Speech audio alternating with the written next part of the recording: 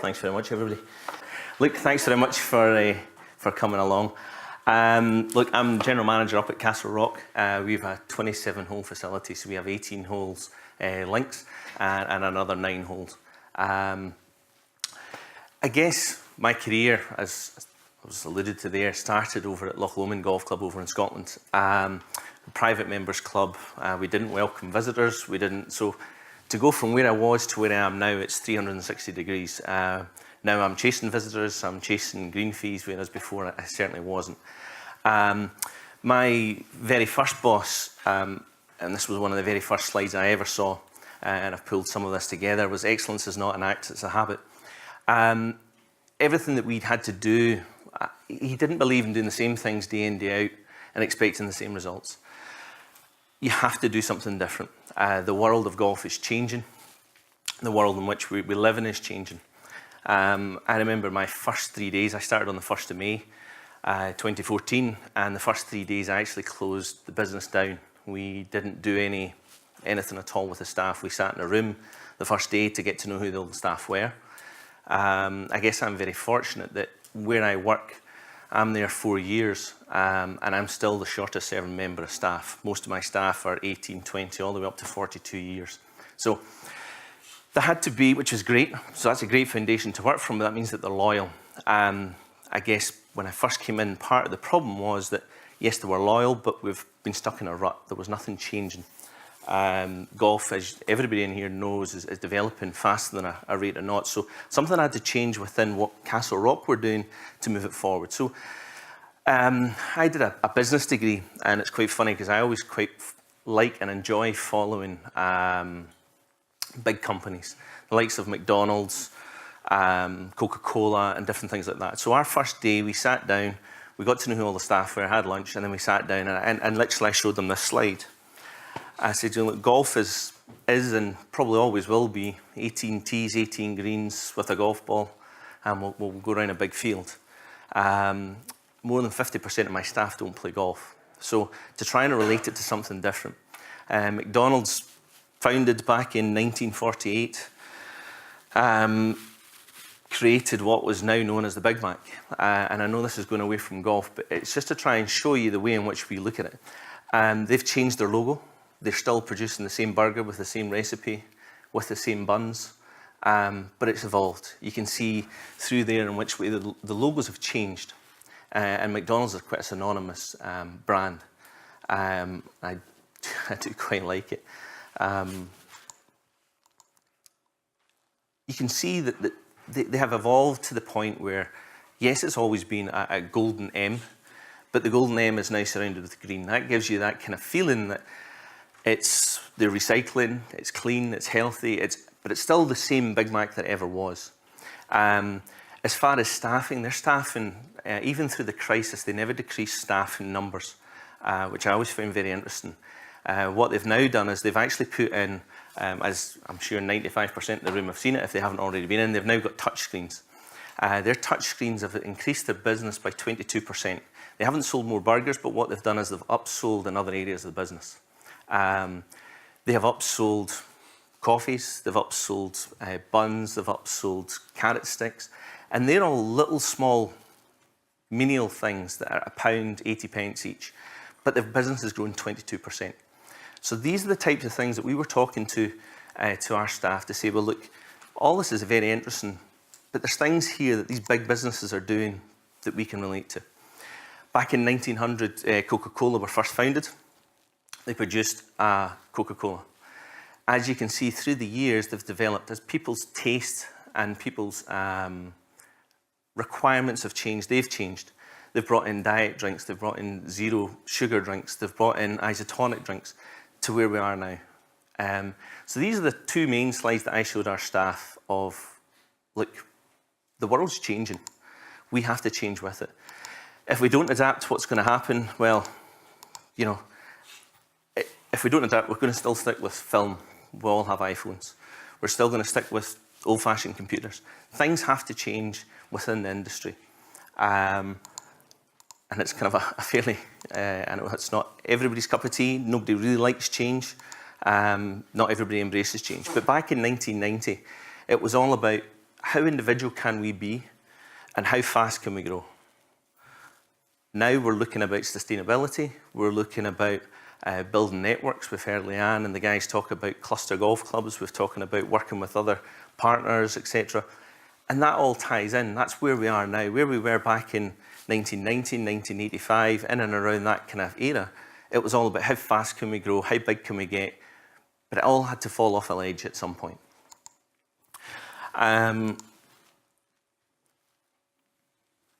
am not a big technical person. The programs that I use at work, I'm decent at, I'm good at.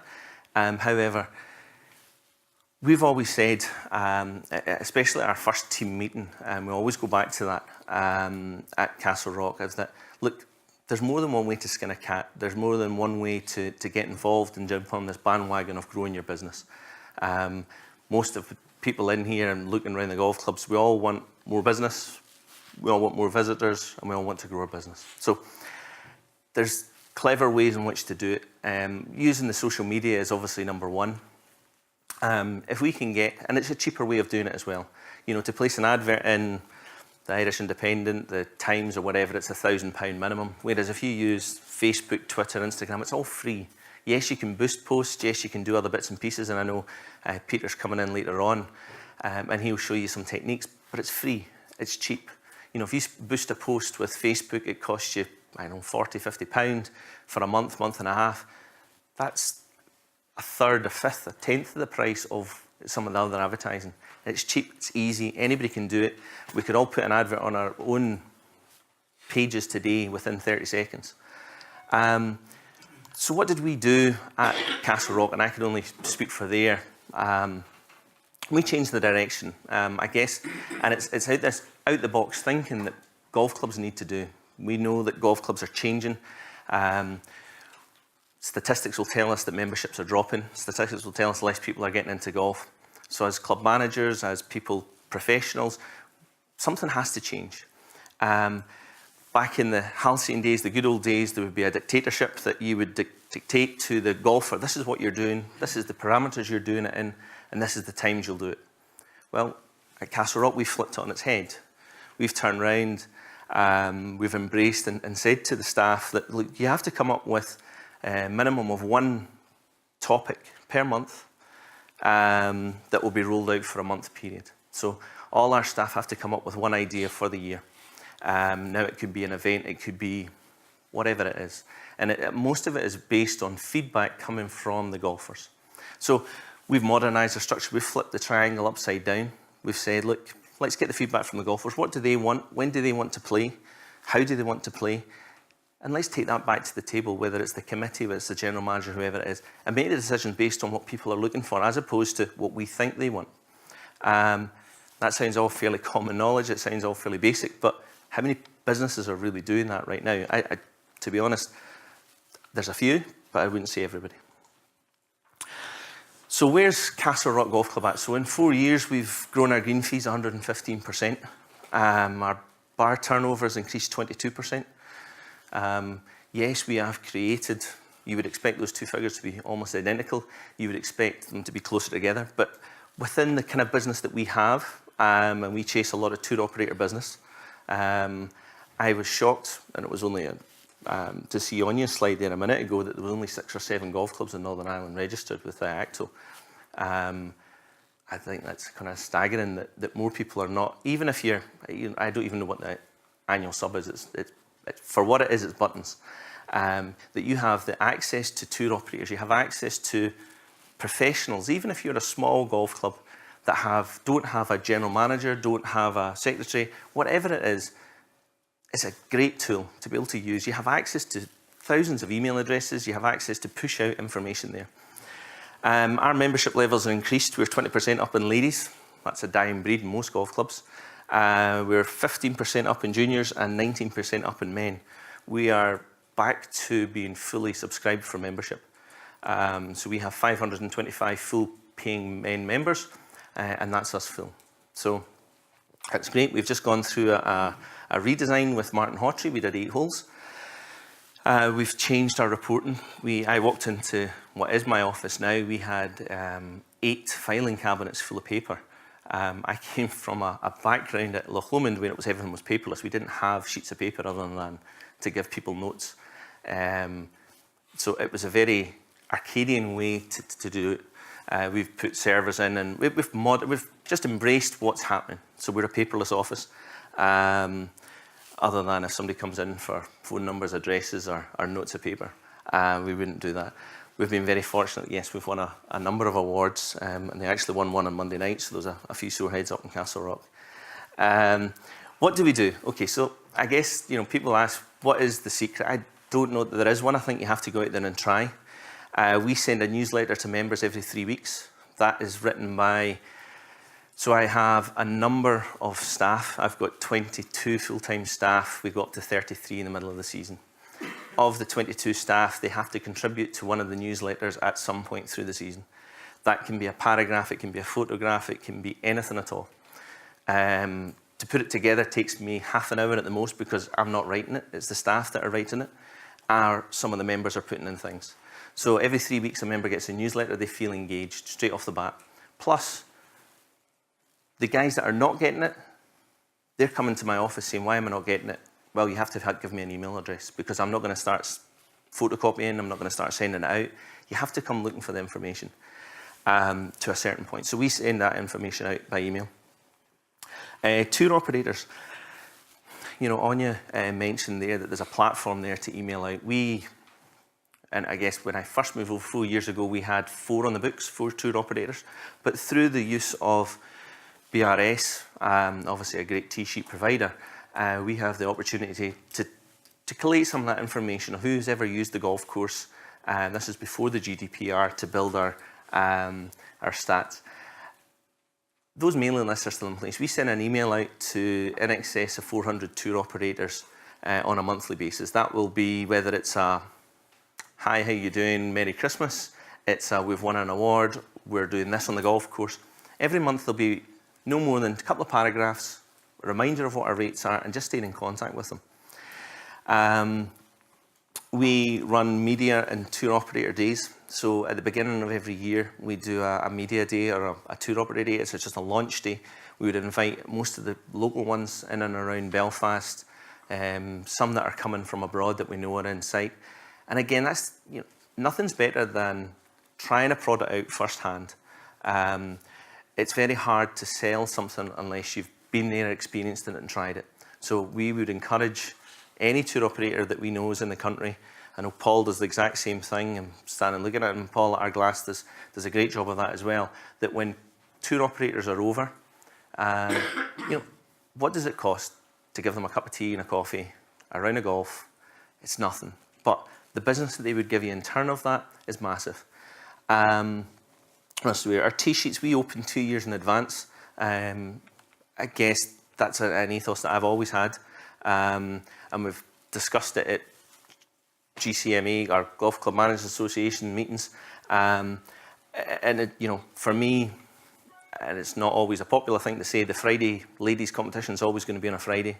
The men's Saturday competition is always going to be on a Saturday. So as long as those times are booked out, why not release the other ones? When we book a flight to go to America or we go to Spain or Portugal, at that point of booking it, you want to make sure everything's in place. So we're not reinventing the wheel. All we're saying is that, if I'm booking a flight to go to Florida next December and I want golf, I want to be able to book it now. I don't want to sit and go, well, you might get a tee time on that Friday. You might get a tee time on the following day. So open up the tee sheets if possible. I know that some of that is a big ask for some golf clubs. And a lot of them will say, well, look, the tradition says that we don't open it up until 6-7 months out. Well, I have 1,100 members to look after it up at Castlerock, and 980 playing, and then some social. So we open 2 years in advance, and we can work around it. Speaking to neighbours, look, I speak to Portrush, Portstewart, Ballyliffin. That is kind of the circuit. I know that from experience of being up at Castlerock, they will land in Dublin, they'll generally play Ardglass, then they'll play Royal County Down, then they'll come up, play Portrush, Portstewart, Castlerock, Ballyliffin. That's fine, but there is a shortage. There's a big, I think there's a massive opportunity for the golf club that opens a tee sheet on a Saturday. I know Leanne mentioned it earlier on. If you are a Parkland golf course and you open your tee sheets on a Saturday and you can convince to turn around and say, well, let's play the Saturday medal on a Sunday, I can guarantee you would quadruple your tee times. And the only reason being is there isn't on the North Coast, there isn't golf. I know that, certainly, and I'm using Puddle as an example, I know that Ardglass altered the way in which they release their tee times to coincide with what Royal County Down are doing. Castlerock are the exact same. We're playing the game with Royal Portrush. I know the days that are member only, I can guarantee you my tee sheets are open. The days that they have open play, well, that's the days we'll put our members out. So we're playing a game with Portrush the same way as Ardglass play it with Royal County Down, and I hope you don't mind me saying that. But to be honest, that's the only way to maximise the amount of tee times available. I know that, again, Malone, there's certain times when we can or cannot play, which is great. But there's other golf clubs in and around airports. I think they have a massive opportunity for arrival days for visitors if you're using tour operators. I think they have a massive opportunity on departure days. Flights generally could be late in the afternoon. Golfers are coming over. And to be honest, these guys are golf nerds, freaks, whatever you want to call them. The ones that we have experience with want to play golf 24 hours a day and as much golf as possible. So if there's an opportunity to play golf on their arrival day before they drive to Ardglass or wherever, then you know what, there is that opportunity, especially on the way back. I speak to hotels and B&Bs regularly, making sure they know what our rates are. I have to know what they're doing. We get a lot of visitors from the domestic market, the UK market, asking where to stay. And again, the girls in our office, we would send them around the hotel. So from next week, they visit one hotel in the area a week between them. So they'll have 10 hotels each, 20 hotels, our bed and breakfast. I think that's ideal. It's really important for us. They need to know what they're recommending, because there's no point in recommending a B&B that we've heard through fourth, fifth hand is good unless somebody's been there. And it's also nice to be able to know that, you know, Mary down the road is who she says she is. Her bed and breakfast is what she said it is. And then you can build in, you know, ultimately you can go back to do the stay and play packages, which Leanne is permanently harping on about you all to do. I know she sends me all the time, so but it's great. The experience of and I would be the first person to lean on Leanne and Anya and different governing bodies for experience. Look, yes, the staff have certain experience, I have certain experience, but they're specialist people that you can lean on.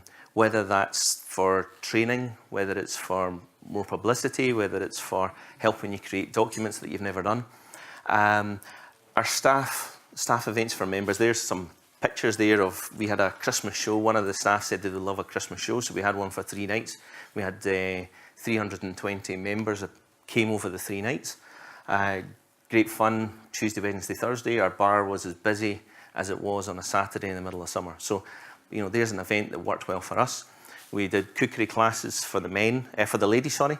The men is in February. We've already sold out. We have 90 men coming. It's going as a Christmas present.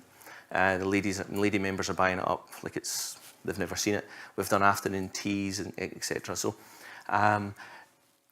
we wouldn't put a boundary on what is a good event and what's not. We've tried events that haven't worked, but don't be scared to try. Plus the fact if it coming from one of our staff members, they're embracing it, they're pushing it harder than you will, and they probably know what's happening in the business better than anybody else as well. We do a lot of staff training and we do a lot of caddy training. For us, our caddies are probably one of the key people for our business. If I'm really lucky, I might get to spend 10 minutes with a visitor. Our caddies are spending 4.5, sometimes 5 hours, unfortunately, with the players.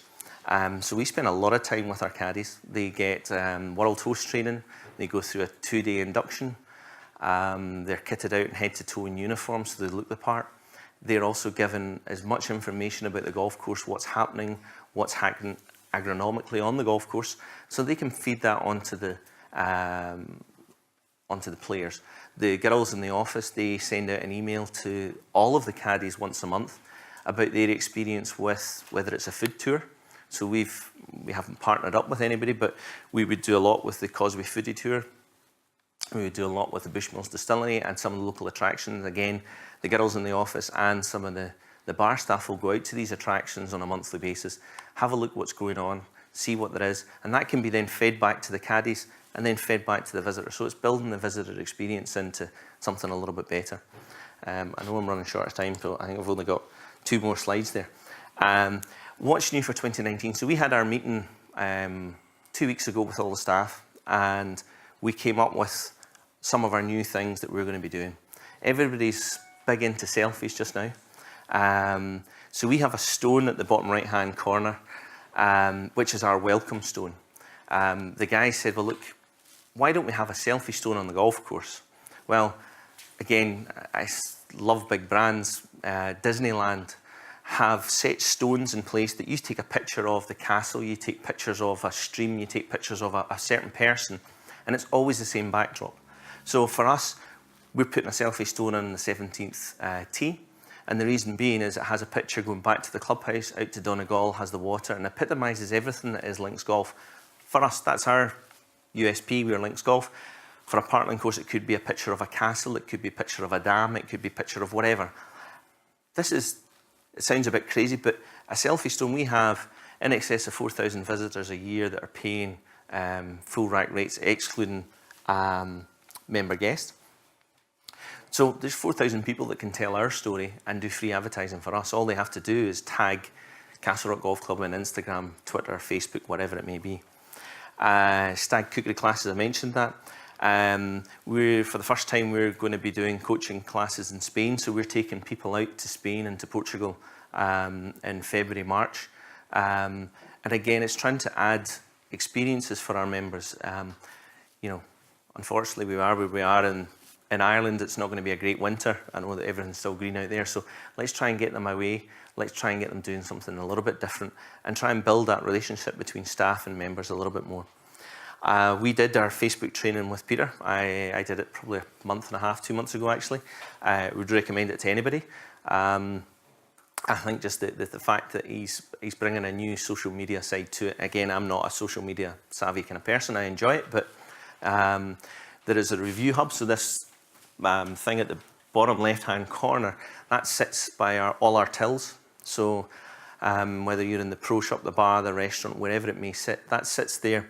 People just literally put your phone over the top of it and it'll take you straight to TripAdvisor, Facebook, all the rest of it. So people can leave comments. Again, it's getting the word out free of charge by the visitors telling the story. It's all right me saying that we have a great golf course, we have a great facility, but it means more coming from a visitor with a selfie, with a story, whatever it may be. It means more from them than it does from me.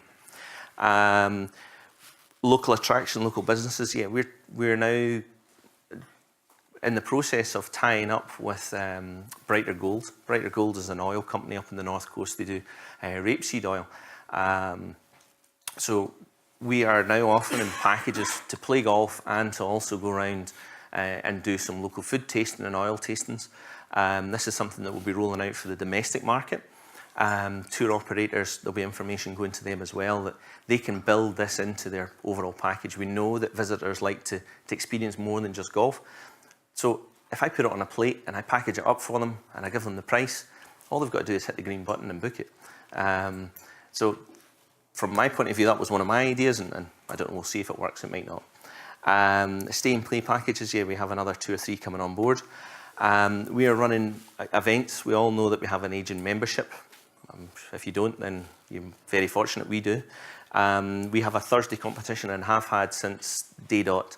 The problem is that the numbers have been decreasing because some of the players are getting older. So what we've done is we've actually introduced 6, 9 and 12 hole events for the older member.